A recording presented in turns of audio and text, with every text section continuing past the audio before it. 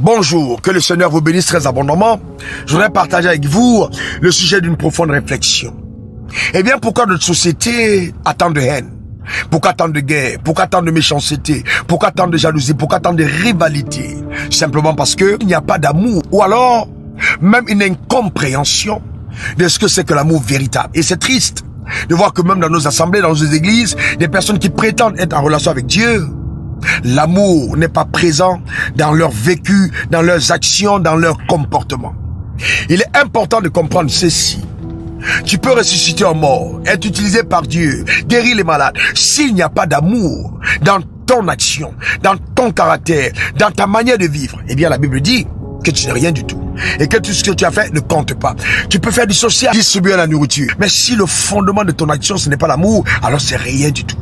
Il est donc vital, important, urgent pour chacun d'entre nous de retrouver justement les voies de l'amour. Et vous voyez, Jésus nous a dit, nous ne pouvons pas justement prétendre aimer notre Dieu que nous ne voyons pas et ne pas aimer notre prochain que nous voyons. Notre prochain, justement la personne que nous côtoyons tous les jours. C'est au travers de cette personne que nous devons manifester notre amour. Quelqu'un me dira, mais je suis entouré de personnes qui ne sont pas bien, les gens qui m'entourent sont tellement mauvaises que vraiment, je ne peux pas leur manifester de l'amour. Eh bien, il faut bien comprendre ceci. On ne manifeste pas l'amour à son prochain parce que la personne est parfaite. On manifeste l'amour à son prochain parce qu'on a choisi soit de marcher dans la perfection.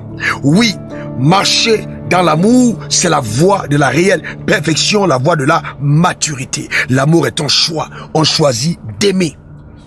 On choisit d'aimer. Et ça, c'est vital et important. Et chaque fois que vous aimez, vous mettez au-dessus de la fréquence du mal. Celui qui marche par l'amour, celui qui vit par l'amour, ne peut jamais être victime de la puissance des ténèbres. Non.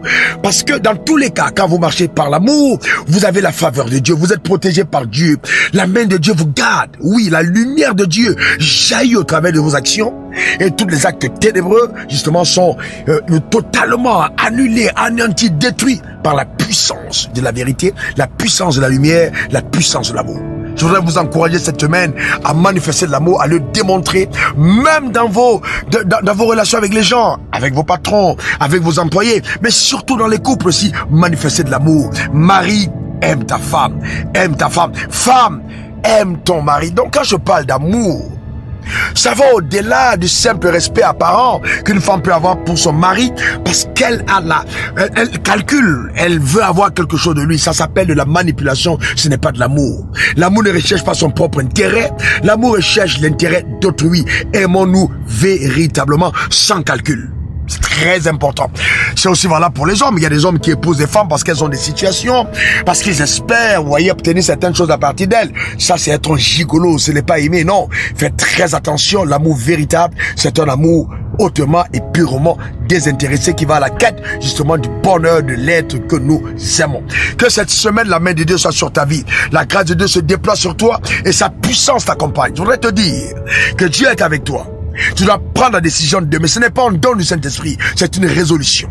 L'amour va t'amener à être discipliné.